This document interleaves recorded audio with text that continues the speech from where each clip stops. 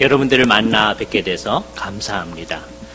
존경하는 우리 이선웅 목사님 오랫동안 목회하시던 이 강단, 이제 아드님께서 또 힘있게 또 이어받아서 잘 목회하시는 이 강단에 와서 여러분들 만나 뵙게 돼서 참 감사를 드립니다.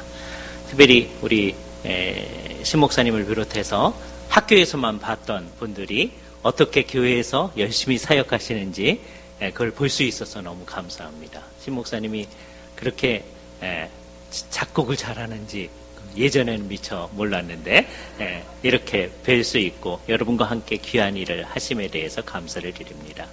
저희 합신에 있는 그 교수님들과 우리 학생들 전체는 늘 합신을 위해서 기도해 주시고 후원해 주시는 귀한 교회들에 대해서 늘 감사한 마음을 갖게 됩니다. 이선웅 목사님 앞장서셔서 이 일에 힘써 주셔서 지금까지도 계속해 주시는데 여러분들이 계속해서 합동신학대학원 대학교를 위해서 기도해 주시고 특별히 3가지 정도를 위해서 기도를 계속해 주시는데요. 정말 좋은 분들이 합신에 이제 지원을 할 수 있도록 여러분이 기도해 주셔야 됩니다. 저희가 지금 MD부 학우들을 지금 75명 모집을 하는데 이번에 2대1 정도 우리가 매년 그 정도 이제 옵니다. 너무 많이 와도 또 떨어져야 되니까 참 2대1이면 이제 2명 중에 1명은 떨어져야 되잖아요. 그것도 참 안타까운 일인데 그런데 잘 준비 안 된 분이 오면 또 그 문제니까 적절한 수가 늘 2대1 정도 적절하겠죠. 와서 좀 안 되면 안 되는 줄 알고 그 다음에 또 준비를 잘해서 또 오고 할 수 있게끔 위해서 잘 해주시기 바랍니다. 올해도 한 2대1 정도 학생들이 왔었어요. 두 번째는 학교에 와서 잘 가르침을 받아서 정말 좋은 개혁파 목사로 잘 양육을 받을 수 있도록 그래서 졸업하고 교회에 가서 정말 개혁파적인 가르침을 잘 할 수 있도록 위해서 이제 기도를 해 주셔야 됩니다. 세 번째는 학교에 우리 교직원들하고 교수님들이 정말 바른 가르침을 잘 가르쳐야 되니까요.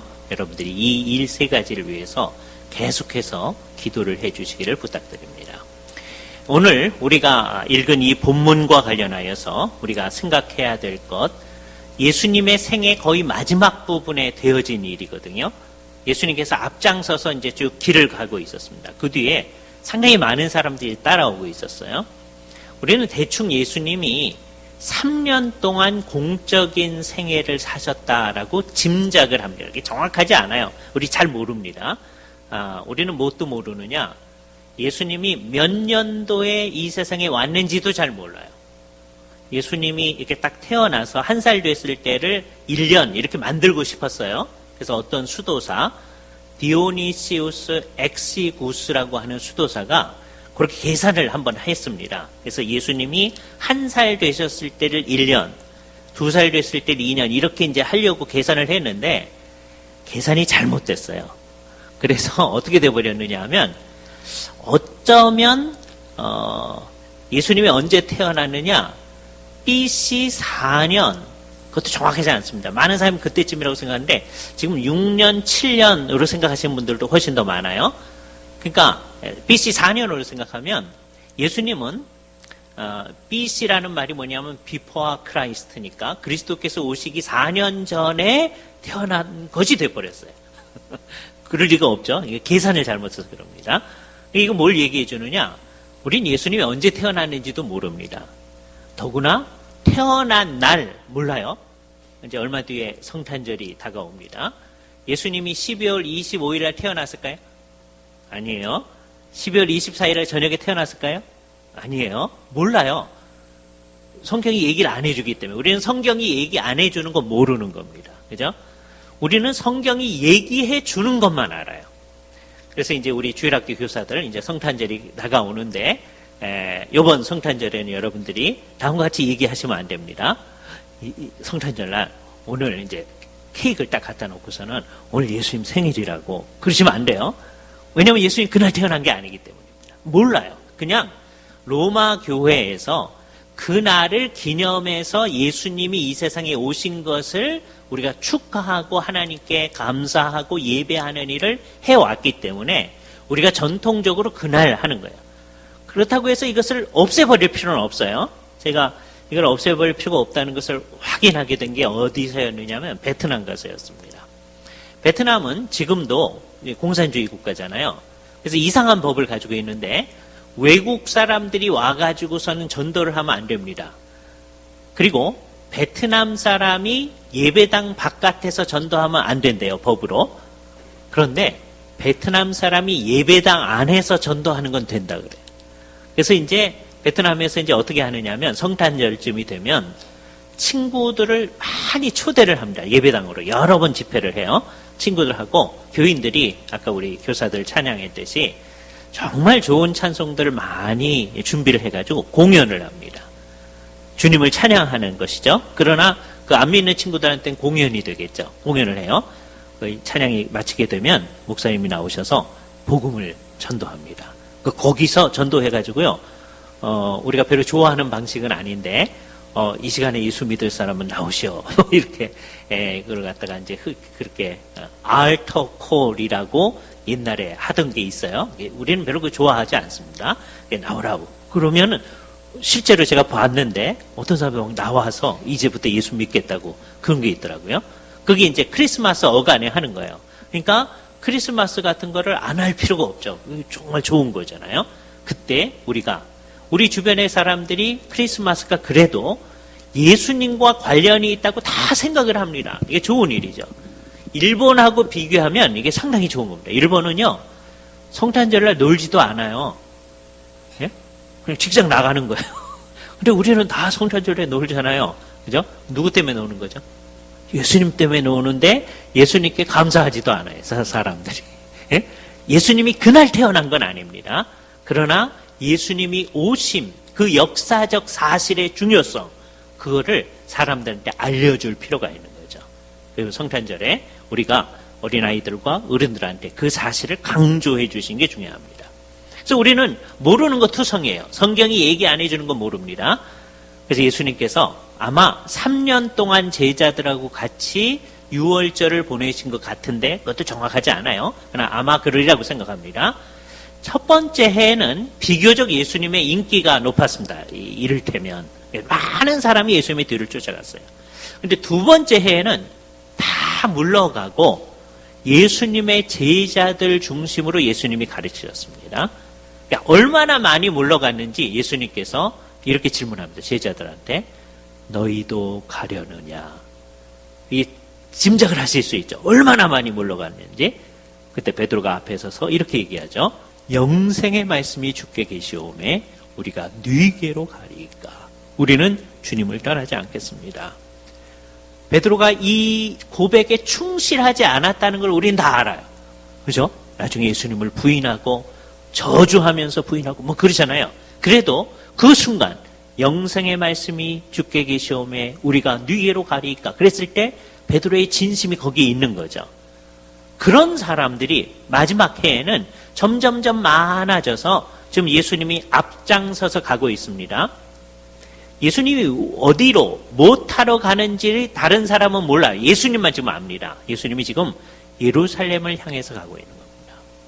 예수님은 예루살렘에 가시면 장로들에게 이제 잡히게 되고 그리고선 결국 십자가에 못 박혀 돌아가시라고 하는 걸 알면서 앞으로 가는 거예요. 자, 그런데 사람들은 그 모르면서 뒤를 따라가고 있습니다. 사람들이 많이 따라오면 우리는 어떻게 하고 싶으냐 하면 더 많이 오라고 하고 싶잖아요. 그렇죠?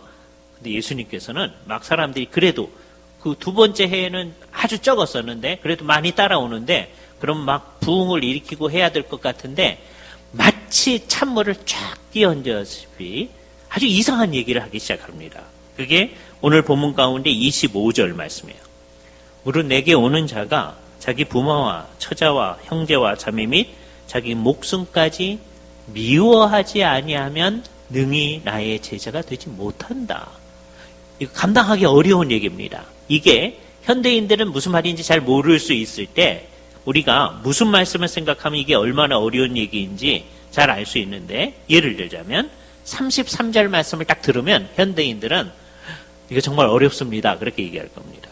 이와 같이 너희 중에 누구든지 자기의 모든 소유를 버리지 아니하면 능히 내 제자가 되지 못하리라. 이게 무슨 뜻이죠? 여러분이 지금 가지고 있는 재산, 뭐 많은 사람 많겠지만 우리 별로 없잖아요. 그 얼마 있지도 않은데 그걸 다 버려야 된다는 얘기일까요? 네? 그럼 여러분이 노숙자가 되어야 된다는 얘기일까요? 그 얘기가 아닌 건 알 겁니다. 그죠? 이게 뭐냐? 재산이냐 예수님이냐 그럴 때 뭘 택할 거냐? 네? 이것이냐 저것이냐 해야 된다는 거예요. 현대인들은 그거 싫어합니다. 교회가 작전을 짰어요. 어떻게 작전을 짰느냐? 예수님이냐 재물이냐, 하나님이냐 재물이냐, 하나님이냐 만몬이냐 이렇게 결단하라고 하면 아무도 결단 안 하리라고 하는 걸 다 한 거예요. 그래서 어떻게 이제 작전을 짰느냐 하면 예수님 그렇게 얘기하지 마시고요. 다음과 같이 얘기하십시다. 우리가 예수님을 위해서 좋은 일을 해드릴 테니까 우리가 예수님 얘기를 변경시키는 것을 허락해 주십시오. 그런 거예요. 허락 맞지도 않고 사람들이 얘기하기 시작합니다. 예수님은 뭐라고 그랬느냐 하면 하나님이냐 재물이냐 그리스도냐 만몬이냐 둘 중에 하나를 선택하라고 그러는 건데 지금 이 얘기가 그겁니다. 너희가 너희의 재산을 다 포기하지 아니하면 그거 다 버리라는 말의 뜻이 그거예요. 필요하면 그거를 다 버릴 수 있어야 된다 하는 겁니다. 그죠? 그걸 끝까지 붙들고 있는 한 너는 나의 제자가 아니다라는 겁니다. 실제로 그걸 다 버려버리고 여러분이 노숙자가 되어야 된다는 말이 아닙니다. 그러나 딱 선택의 순간이 오면 그래야 된다는 거예요. 예를 들어서 여러분들이 나이가 많지도 않은데 오늘 저녁에 주님께서 너 이제 나한테 와야 되겠다. 그럼 어떡할 거예요? 그럼 예수님 내가 나이가 그렇게 많지도 않고 예? 나 좀 더 있어야 될 텐데 그냥 내버려 두시죠. 그럴 겁니까? 그럴 때 진정한 성도라면 어떻게 해야 되겠어요? 아멘. 그러고 가야죠. 그럴 것 같죠? 예? 이게 진짜인지 아닌지 제가 예를 하나 들어볼게요. 요즘에 이제 건강검진들 많이들 하시잖아요. 요즘 상당히 많이 하죠. 건강검진 했는데 뭐가 좀 나쁘다고 그래요. 다시 한번 검사를 해보십시오. 그랬다고 해보세요. 네, 검사를 했어요. 근데 의사 선생님 표정이 안 좋아요. 네, 여러분들이 나는 신앙이 있는 사람이니까 얘기를 해주십시오. 그랬더니 의사 선생님 말씀이 준비하십시오. 6개월 남았습니다. 그런단 말이에요. 그럼 이제 우리의 반응이 어떠죠? 상당히 많은 사람은 큰 근심을 가지고 집으로 돌아옵니다. 그죠? 원칙은 어때야 되죠? 6개월 남았습니다. 그러면 우리는 뛸 듯이 기뻐해야 됩니다. 왜요? 6개월 남았다는데 왜 뛸 듯이 기뻐해요? 예? 우리 평소에 뭐라고 찬송하죠? 내 주를 생각만 해도 내 마음이 좋거든. 주 얼굴 배울 때야 얼마나 좋으리. 그렇게 찬송하잖아요. 예? 6개월 뒤에 우리는 어떻게 되는 거예요? 주님을 배우는 거예요. 예? 뛸 듯이 기뻐해야 되죠. 예? 현실은 안 그런데 그러시면 여기 이제 문제가 있는 겁니다. 오늘 저녁에 가셔서 한번 잘 생각을 해보세요. 그죠? 그런 일이 나에게 딱 닥쳤을 때 내가 어떻게 하느냐. 여기서 내 신앙이 어떤 건가 딱 드러나는 거예요. 그죠? 우리는 사는 거와 죽는 것, 그 사이에서 이제 정상적인 그리스도인은요, 둘 다가 좋아야 돼요. 사는 것도 주님이 살게 하는 거니까 좋아야 돼요. 사는 거 싫다고 그러면서 주님이 나를 왜 빨리 안 데려가시지? 우리 나이 많으신 분들 가끔 그러십니다. 권사님들. 예? 우리 저희 어머니 가끔 그러셔요. 그 순 거짓말이십니다. 만일에 그 얘기하시는데 제가 글쎄 말입니다. 그럴 리도 없지만 그러면 얼마나 서운해 하시겠어요. 그죠? 거짓말입니다. 그러니까 그런 얘기도 하지 마셔야 돼요. 하나님께서 살게끔 하시면 그냥 열심히 사시는 거예요. 저희 어머니 89세신데 아직 건강하시거든요. 예. 저희 모교회가 원남교회인데 저희 집에서 원남교회까지 가는 게 굉장히 힘들어요. 혼자 잘 이제 지하철 타시고 왔다 갔다 하세요. 참 감사하잖아요. 그죠? 예. 주님의 은혜 속에서 그렇게 예배하고 그렇게 혼자서 기력을 가지고 움직이실 수 있다는 거 감사하잖아요. 그러나 만일에 주께서 우리를 오라고 하시면 우리 어때야 되죠? 기쁨으로 주님 앞으로 가는 거죠. 우리는 만일에 건강검진을 했는데 그 결과로 어려움이 있을 때도 그러는 겁니다. 그죠? 근데 정말 그래야 돼요. 정말 그런지 안 그런지 오늘 밤에 스스로 한번 생각해 보셔야 됩니다. 더군다나 한국 사람은 죽어가는 사람 소원은 다 들어주는 거잖아요. 그죠? 그럼 남아있는 6개월 동안 우리는 어떻게 하는 거죠? 이제 아는 사람 한 사람씩 이제 불러 모으는 거죠. 그죠? 그래서 여러분이 식사 사주면서, 나 병원 가서 검진했는데, 나 이제 6개월 뒤에 죽는다 그런다고. 그러면 이제 놀랄 거 아니에요? 그럼 이제, 나 소원 하나 있는데 들어주겠느냐. 그러면 다 들어준다 그러죠. 그죠? 그럼 우리는 뭘 얘기할까요? 안 믿는 사람한테는 예수 믿어야 된다. 그죠? 근데 요즘에 예수 믿는데 주일 아침에만 딱 오고 안 오는 사람들 있잖아요. 그 사람한테 뭐라고 그래야 되죠? 예수 믿는 건 그렇게 주일 아침에만 가는 게 아니고 생명을 다해서 주님을 섬겨야 된다. 네? 그 얘기를 해줘야 돼요. 그죠? 그래서 우리가 주님 앞에서 같이 만나자. 그래야 되잖아요. 여러분은 신앙을 가지고 주님 앞에 있는 건데, 지금 나이 드신 분들, 여러분들의 자녀들, 여러분의 손자들, 이거 정말 이 신앙을 잘 유지하도록 해줘야 됩니다. 여러분들은 신앙이 있잖아요. 우리 사회가 고령화 사회, 초고령화 사회를 향해 가는 것처럼 우리 교회도 점점점 고령화 교회, 초고령화 교회를 향해 가고 있어요. 남문교회 얘기가 아니라 대한민국에 있는 거의 모든 교회가 그렇습니다. 그럼 어떻게 됩니까? 우리가 서구에 가서 사람들이 예배당 갔더니요 머리 하얀 할머니 할아버지들만 이렇게 몇 명 앉아 있는데요. 그게 우리한테 닥칠 위험성으로 딱 있는 거예요. 그죠?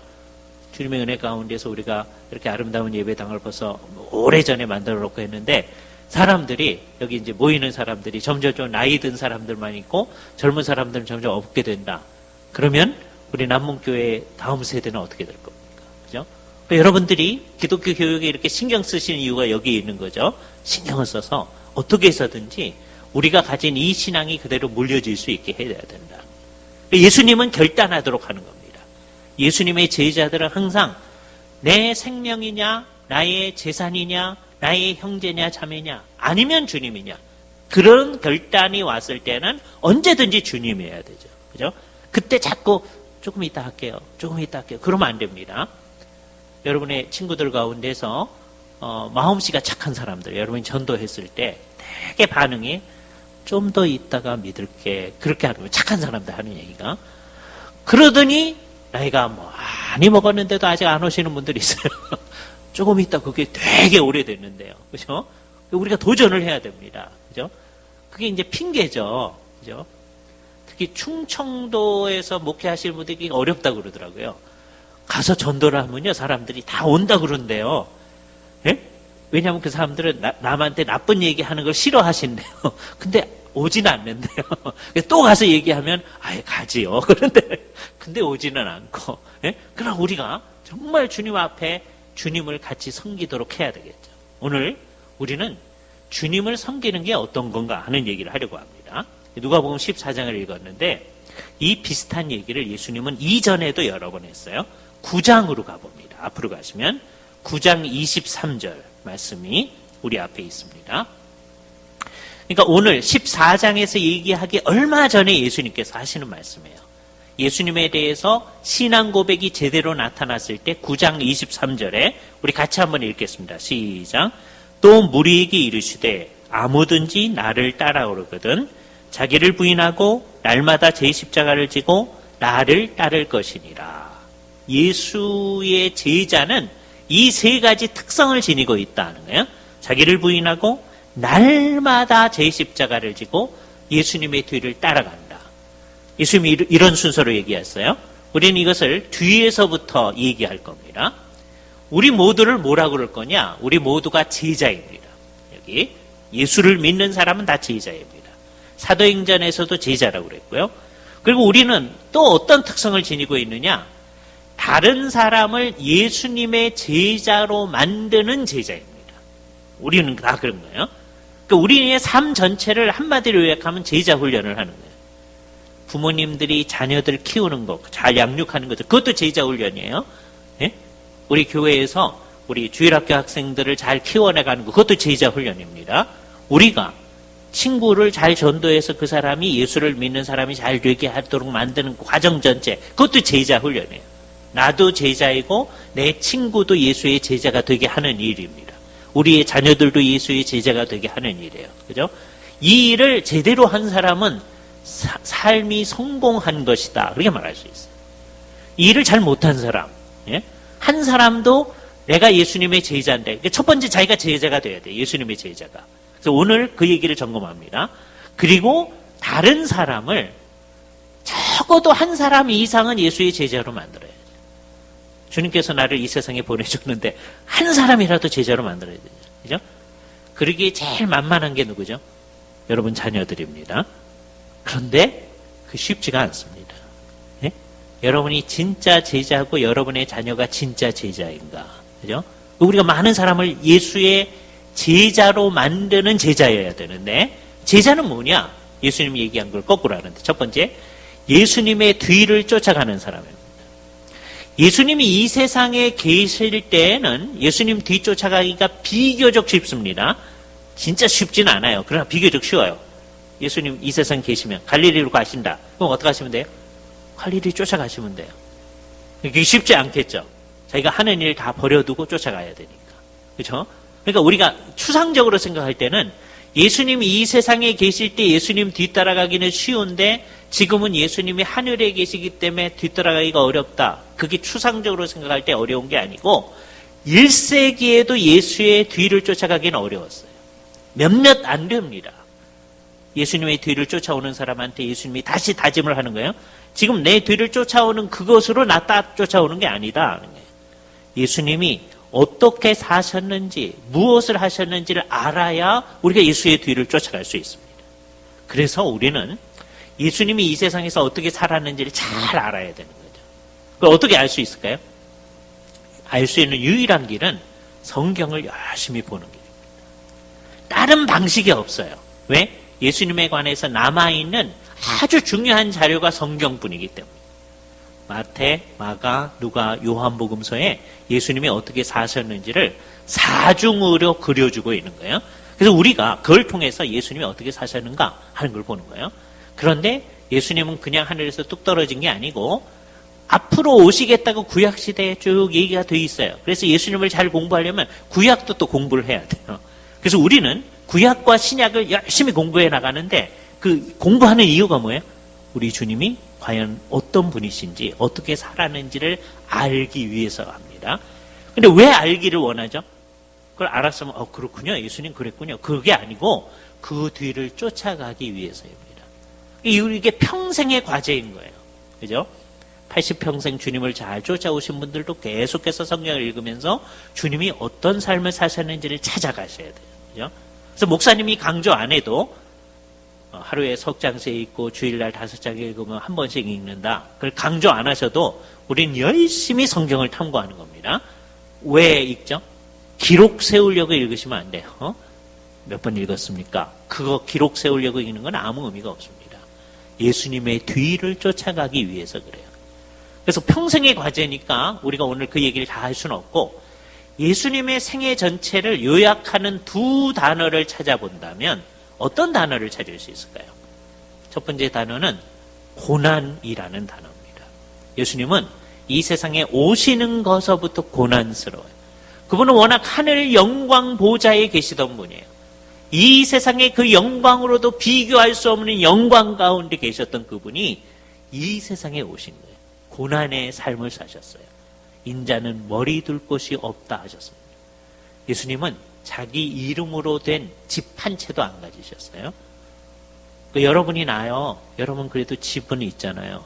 상당히 많은 분들은. 그죠? 요즘 집도 없어요. 인자는 머리 둘 곳이 없다 그러셨잖아요. 그죠? 주님이 이렇게 사시는 것은 처음부터 끝까지 고난스러운 삶입니다. 근데 왜 고난을 받으셨냐? 그게 중요한 겁니다. 왜 그러셨죠?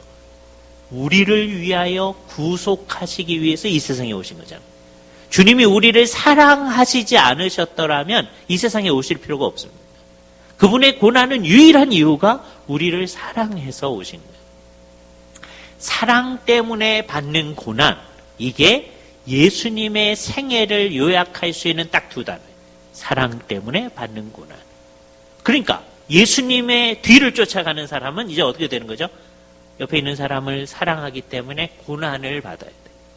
예수의 뒤를 쫓아가는 거예요. 그러니까 우리 마음속에 정말 내가 예수의 제자다 그러면 하나님을 사랑하는 건 당연하고요. 예수님을 사랑하는 건 당연하고, 진짜 예수님을 사랑하는 사람은 옆에 있는 사람이 사랑스러워야 됩니다. 예? 세월이 지날수록 별로 사랑스럽지 않다. 사랑 안 한다. 그러면 내가 가짜입니다. 근데 진짜라면 내 마음이 사람이요. 자동으로 두면 그냥 사랑하고 그러지 않아요. 타락한 인간은 하이델베르크 요리문답이 우리한테 잘 얘기해 주시 우리는 날마다 하나님과 이웃을 미워합니다. 인간의 타락한 모습이에요. 인간의 모습 속에 가만 들여다보면 그런 거예요. 그죠? 그래서 이제 타락한 인간은 어떻게 살려고 하느냐 하면요. 정도는 다른데 대개 그 사람이 나한테 잘해주면 나도 잘해줍니다. 타락한 인간의 모습이에요. 아주 못된 사람은 잘해도 그 사람을 못 살게 굴어요. 아주 못된 사람 그렇습니다. 근데 대개는 나한테 잘해주는 사람한테는 난 잘해줘요. 그리고 대부분의 사람한테는 별 관심이 없고 나한테 못해주는 사람은 나도 좀 못해주려고 그래요. 이게 타락한 인간의 모습입니다. 그죠? 우리도 예외가 아니에요. 그런데 예수 그리스도의 십자가가 우리를 바꾸어 놓으면, 구속함을 받으면 우리가 타락한 인간으로서 날마다 하나님과 이웃을 미워하는 그 사람이, 나한테 잘해주는 사람한테만 내가 어떻게 갚을까 이러는 사람이 정말 다른 사람을 사랑하게 돼요. 사랑하는 사람은 어떻게 하는 거냐 하면 그 사람을 위해서 나의 시간과 손과 발을 내어주는 거예요. 그러니까 사랑하는 사람은 고생이 더 심합니다. 가만 보세요. 부부간에 누가 더 사랑하는지 그 말로 따져서 알 수 있는 게 아닙니다. 누가 더 사랑하는지 고난을 더 당하는 사람이 사랑하는 거예요. 진짜 사랑하는 사람은 이게 따져봤더니 내가 더 사랑하잖아요. 그걸 말로 표현하는 사람은 이게 진짜 사랑하는 게 아니에요. 왜요? 진짜 사랑하는 사람은 내가 얼만큼 사랑했는지를 계산할 시간이 없어요. 우리는 어떻죠? 다 계산하고 있죠. 네? 그래서 생각해 봤더니 당신이 나를 사랑한 것보다 내가 당신 더 사랑하잖아요. 그래가지고 싸우잖아요. 그죠? 왜 내가 사랑하는 것만큼 사랑 안 해주느냐 하는 게. 그죠? 그런 싸움은 좀 괜찮은 싸움이긴 한데, 그래도 거기에 뭐가 들어있느냐. 이게 참 인간의 어리석음입니다. 진짜 사랑하는 사람은요, 내가 얼만큼 사랑했는지를 계산할 시간이 없다니까요. 근데 우리는 다 그걸 계산하고 있어요. 내가 교회를 위해서 얼마나 애를 쓸, 그거 다 계산하고 있어요. 예? 그건 진짜가 아닙니다. 그죠? 진짜 사랑하는 사람은 고난을 그만큼 많이 당하는 사람이에요. 그래서 이것을 정말 이 좋은 예로 들려면 한국 사회에서 뭐가 제일 적절하냐? 우리 모두를 전부 다 시어머니라고 다 가정을 해요. 전부 다 남자분들도 시어머니라고 다 가정을 해봅시다. 예? 우리가 전부 다 시어머니예요. 우리 젊은 어린 학생들도 다 시어머니라고 가정을 해요. 어린 학생들은 이 시어머니가 뭔지 잘 모릅니다. 나이 드신 분들은 이게 뭔지 알아요? 자, 한번 생각해 봅시다. 우리 모두가 시어머니예요. 우리한테 며느리가 하나 있는데 예수를 잘 안 믿으려고 하는 며느리예요. 그죠? 근데 이제 여러분이 이제 권사님인 시어머니니까 시어머니 눈치 봐야 되니까 예배당에 나오는 거예요. 근데 마음속으로 믿고 싶지 않아요. 한 10년이 지났어요. 그죠? 그 며느리의 마음속에서 어떤 표현이 나오느냐에 따라서 지난 10년 동안 내가 어떻게 살았는지가 결정될 겁니다. 만일에 며느리가 이렇게 얘기한다면 어떻게 되는 걸까요? 내가 예수 믿기 정말 싫은데 우리 어머니 보니까 예수를 믿어야 되겠습니다. 이렇게 나온다면 정말 이건 할렐루야죠. 그렇죠? 그런데 거기까지는 좋은 얘기인데 그런 고백이 나오려면 지난 10년 동안 내가 어떻게 살았을까요? 우리가 다 시어머니라고 그랬어요. 우리가 며느리처럼 살았어야 그 고백이 나와요. 내가 시어머니로서의 모든 권세를 다 부리고 살았잖아요. 그럼 절대로 그 고백 안 나와요. 잘 생각을 해보셔야 돼요. 우리는 이 세상 모든 사람에게 대해서 우리의 이 예를 가지고 얘기하면 전부 다 며느리처럼 살아야 돼요. 그러면 나 예수 안 믿겠습니다. 그럴 사람 대한민국에 거의 많습니다. 옛날에 이거 꽤 오래된 얘기네요.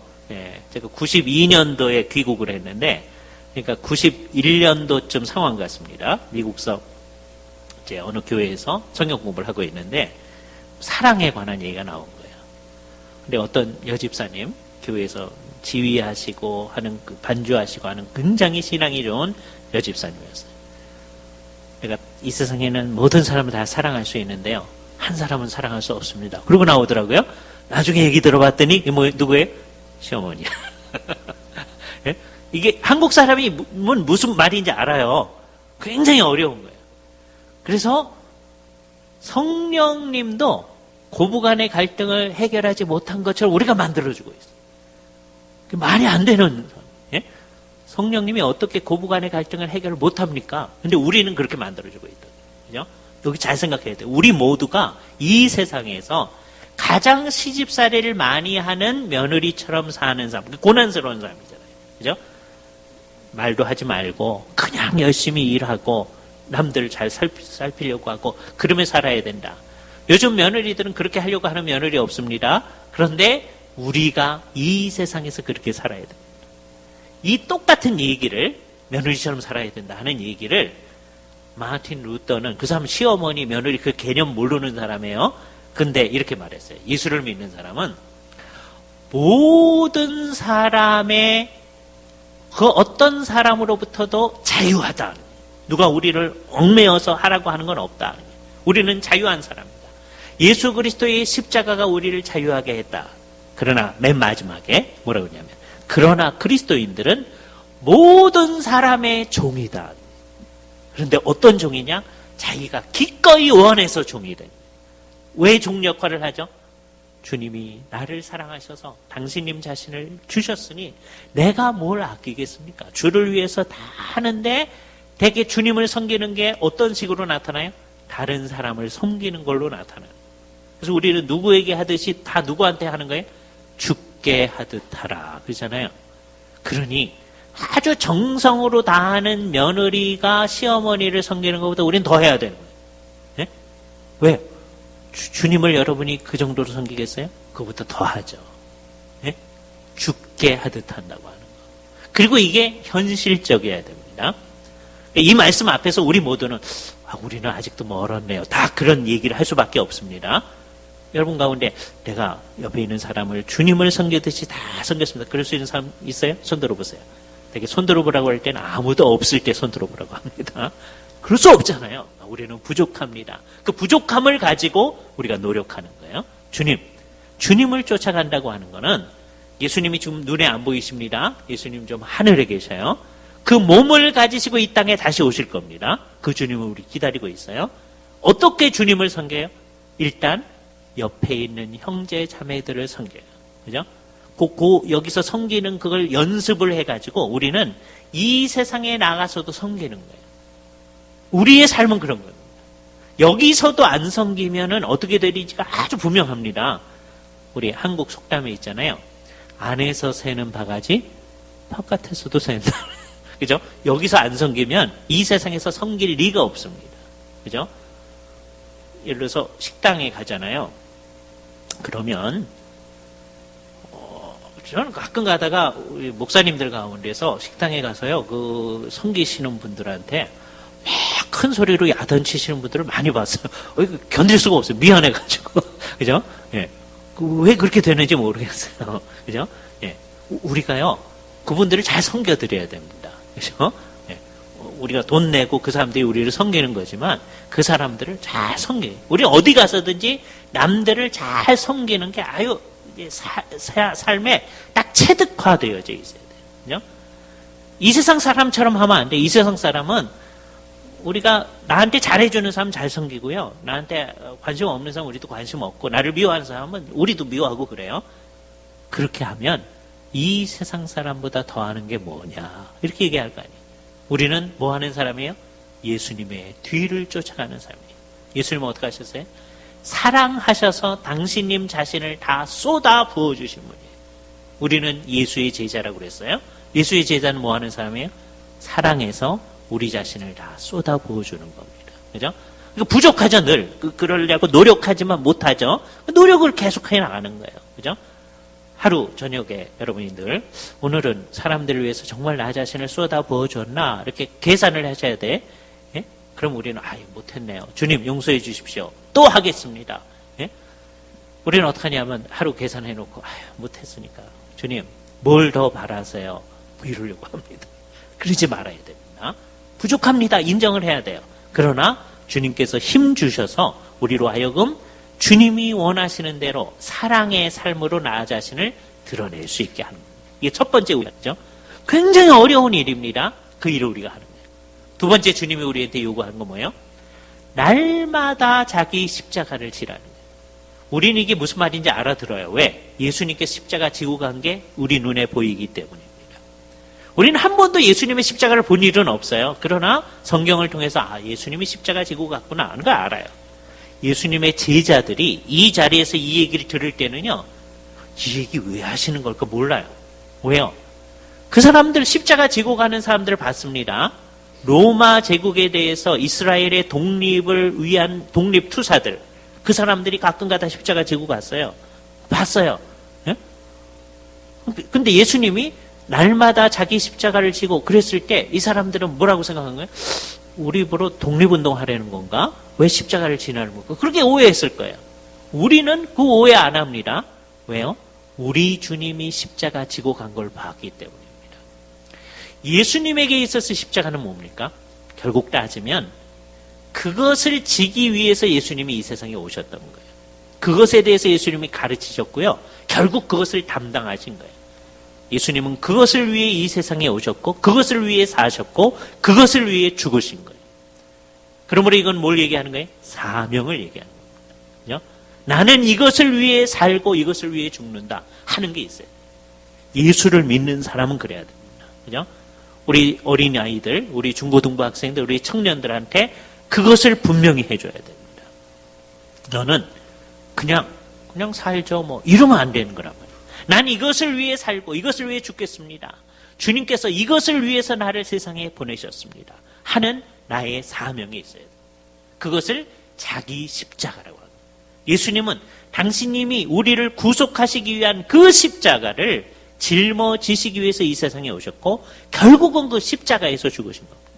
자기 십자가예요. 우리도 우리의 십자가가 있어요. 우리 가운데서 나이가 많으신 분들이 많으니까 나는요 다른 일을 할 수 없는데 만일에 그런다고 해도 여러분이 할 수 있는 일 딱 하나 있습니다. 이 세상에서 우리가 정말 기운이 없어지고 아무것도 못한다고 해도 할 수 있는 일 하나 있어요. 그건 뭐예요? 열심히 기도하는 일. 그죠? 세월이 한참 지나면은요 성경도 못 읽게 됩니다, 여러분들. 그러니까 아직 젊은 사람들 성경 열심히 읽으셔야 됩니다. 네? 지금 눈이 그래도 보이잖아요. 그럴 때 읽으셔야 돼요. 세월이 한참 지나면 성경 안 읽혀져요. 지금부터 안 읽으면 어떻게 할 길이 없잖아요. 나중에 안 읽혀졌을 때 이제 어떻게 돼야 돼요? 안 보이지만 딱 보면 무슨 말인지 알 수 있게끔 머릿속에 넣어놔야 돼요. 그렇잖아요? 그러나 그렇게 눈이 안 보여서 우리가 성경도 읽지 못할 때에도 할 수 있는 건 있습니다. 뭘까요? 주님께 기도하는 일을 할 수 있겠죠. 나는 나의 사랑하는 손자들을 위해서, 손녀들을 위해서, 우리 교회의 어린아이들을 위해서, 유치부 어린이들을 위해서, 유년부 어린이들을 위해서 내가 기도한다. 이거는 내가 할 수 있습니다. 나이 드신 분들도 할 수 있는 일이에요. 제가 이 얘기를 할 때마다 마음속에 생각나는 분이 있는데 돌아가신 우리 홍치모 교수님 있습니다. 총신대학교의 역사교육학과에 역사를 종교개혁사를 가르쳤던 귀한 교수님이신데요. 이분이 중학생이 딱 됐을 때 그 아버님이 이분들이 이제 이북에 살았거든요. 정세를 잘 살피신 이분이 아무래도 북한의 공산화가 이게 너무 심각해지면 이제 나중에 왔다 갔다 할 수 없게 될 거다 이렇게 생각이 된 거예요. 아직 왔다 갔다 할 수 있을 때였습니다. 너 그냥 내려가라. 그때 이제 누님이 홍치모 교수님의 누님이 이제 남한 땅에 서울에 가 있어요. 서울로 내려가라. 어쩌면 나는 너를 이제 더 이상 보지 못할 수도 있다. 그죠? 그러나 그러니까 내가 너한테 뭐 유산 줄 수 있는 것도 없고 중학생 때입니다. 내가 너를 위해서 평생 기도하리라. 이게 내가 너에게 줄 수 있는 유일한 유산이다. 정말 중학생으로서 서울에 오셨던 홍치모 교수님 그 다음에 아버님을 못 봤습니다. 예? 그러나 우리는 그 말씀에 따라서 정말 그 아버님이 살아계실 때 홍시모 교수님, 그때는 홍시모 교수가 아니죠. 중학생이죠. 예? 그 아들을 위해서 열심히 기도하셨겠고 그것이 유일한 유산으로 작용해서 나중에 서울대학교 가시고 그다음에 좋은 종교교 역사를 가르치는 교수가 되어서 많은 사람에게 영향을 미치는 사람이 됐습니다. 그 아버지의 기도가 얼마나 큰 효과를 냈는가 하는 걸 생각할 수 있겠죠. 그죠? 그러니까 내가 아무것도 할 수 없다 할지라도 우리는 할 수 있는 게 있습니다. 그죠? 요즘에 예배당들마다요, 텅텅 비어있는 것을 우리는 많이 보게 됩니다. 그죠? 예배당 멋있게 지어놨는데, 주로 낮 시간에는 텅텅 비어있어요. 옛날에는요, 그래도 이 자리에 와서 울며 기도하는 사람들이 늘 있었습니다. 그죠? 우리가 아무것도 할 수 없다고 할 때, 우리는 할 수 있는 거 하나는 있습니다. 내가 우리 교회에 유년부 아이들, 유치부 아이들, 초등부 아이들, 중고등부 아이들을 위해서 열심히 기도하는 그런 권사님들이 있을 때, 그런 장로님들이 있을 때 우리 교회는 든든하게 있을 수 있어요. 그 기도의 힘을 얻고 있는 우리 젊은 사람들은 정말 마음속에 각오를 해야 됩니다. 내가 이것을 위해서 살고 이것을 위해 죽을 수 있는 그 무엇, 그걸 가지고 있어야 됩니다. 그냥 사는데요, 죽지 못해 사는데 그러면 안 돼요. 예? 현대의 젊은이들이 그러는 사람 많거든요. 왜 사는지를 몰라요. 그죠? 그것을 우리의 젊은이들이 마음속에 품고 살 수 있도록, 나는 이것을 위해 살고 이것을 위해 죽습니다, 할 수 있는 그것이 있어야 돼요. 그죠? 그게 자기 십자가예요. 이 두 가지 얘기를 정말 잘 들은 사람은, 생각해 보세요. 아까는 고난 얘기고요, 사랑하기 때문에 고난당하는 거고, 요번에는 자기의 사명 얘기잖아요. 어렵잖아요. 이 얘기를 진짜로 잘 듣는 사람들이 생각해야 될 게 예수님이 얘기한 첫 번째, 제가 오늘 드리는 세 번째 마지막 얘기가 있습니다. 그건 뭡니까? 날마다 자기를 부인하고. 이거는요, 정말 열심히 주님을 위해서 사는 사람에게만 해당하는 거예요. 주님을 위해 살지 않는 사람은요, 부인해야 할 자기라는 게 없어요. 왜? 주님을 위해서 산 게 없는데. 지금 오늘날 어느 교회든지요, 가보면 아무도 부인해야 될 자기 자체가 없어요. 왜? 주를 위해 살지를 않습니다. 그냥 교회의 어떤 형태만을 유지하고 있는 경우들이 너무 많아요. 여기 여러분들이 그래도 이 주일 오후 예배까지 이렇게 출석하시는 분들이 우리 교회의 중심 인물들인데, 여러분들이 책임감을 가지시고, 우리는 우리 주님을 위해서 우리의 생명을 다내야 되고 섬긴다, 이게 분명해야 됩니다. 그죠? 그렇게 하는 사람들, 열심히 주를 위해서 애쓰는 것이죠. 헌신하는 것이죠. 그런 사람들이 해야 할 일이 뭐냐? 자기를 부인하는 거예요. 열심히 한 사람에게 요구되어지는 거예요. 대개의 사람은 부인할 자기가 없어요. 열심히 한 사람들한테 해당하는 얘기입니다. 열심히 했는데, 열심히 하고 나면 대개 어떻게 되느냐 하면, 자기 스스로 생각할 때, 스스로, 이제 제가 좀 희화해서 얘기를 합니다. 자기가 스스로 생각할 때도 자기가 너무 잘한 거예요. 그래서 혼자 참 잘했어요, 그러고 있어요. 예? 자기가 스스로 잘했다고 생각하는 거예요. 그러니까 목사님이나 장로님이 지나가면서 칭찬해줘야 된다고 스스로 생각하는 거예요. 근데 목사님이나 장로님이 칭찬을 별로 안 하시잖아요. 그럼 화가 나. 왜 칭찬을 안 하시지? 그게 결국 뭐예요? 이게 성령님의 힘으로 한 게 아니고 내가 하고 있다는 거예요. 예? 뭔가. 이게 첫 번째 이제 증상입니다. 이게 부인해야 할 자기가 있다는 게 바로 이거예요. 두 번째 어떻게 되느냐 하면, 자기가 하는 일하고 남들을 비교하기 시작합니다. 나는 이렇게 열심히 하는데 옆에 있는 사람은 열심히 안 하거든요. 예? 이게 엉터리다, 자꾸 이렇게 얘기가 나와요. 이게 자기를 부인하지 않는다. 진짜 자기를 부인하고 하는 사람은 열심히 하면서 어떻게 하느냐 하면, 우리는 무익한 종이라 마땅히 하여야 할 일을 했을 뿐이니이다, 그러는 거예요. 무익합니다. 근데 이 세상에는요, 진짜로 무익한 사람 많아요. 교회를 위해서 아무 유익이 없어요. 예? 이 세상을 위해서도 아무 유익이 없어요. 그러면 안 돼요. 열심히 뭔가를 하셔야 돼요. 그런데 정말 저 마음속으로부터 마땅히 해야 할 일을 했을 뿐입니다. 이건 마땅한 일이고 잘 못했는데요, 이거로 나오는 거예요. 더욱더 힘쓰는 거예요.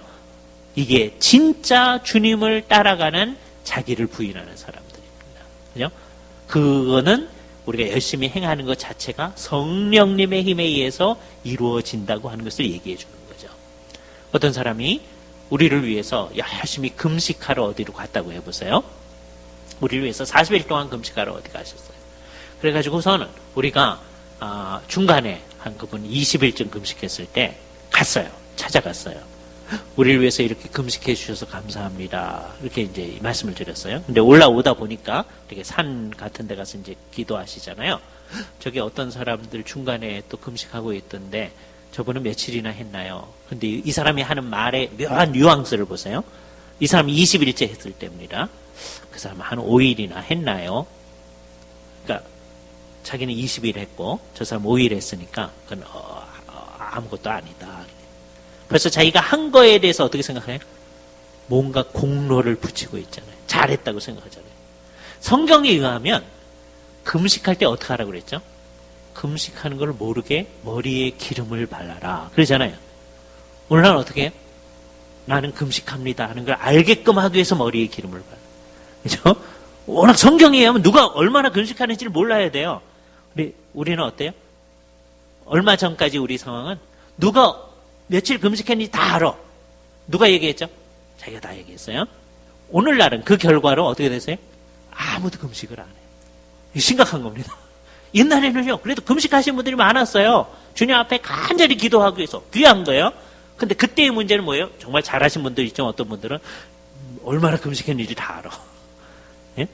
여기서 우리가 잘 생각을 해야 됩니다. 주님 앞에 해야 할 일 우리가 열심히 해야 됩니다. 왜 오늘날은 철회하는 사람도 없고 금식하는 사람도 없어요?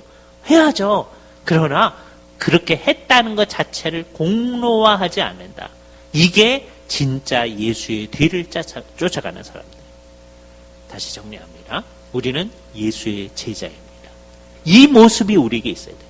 이 모습이 없으면 고난을 당하고 내 사명을 다하고 그렇게 열심히 행한 것을 아무것도 아니라고 얘기하는 그 제자의 특성이 우리에게 나타나야 돼요.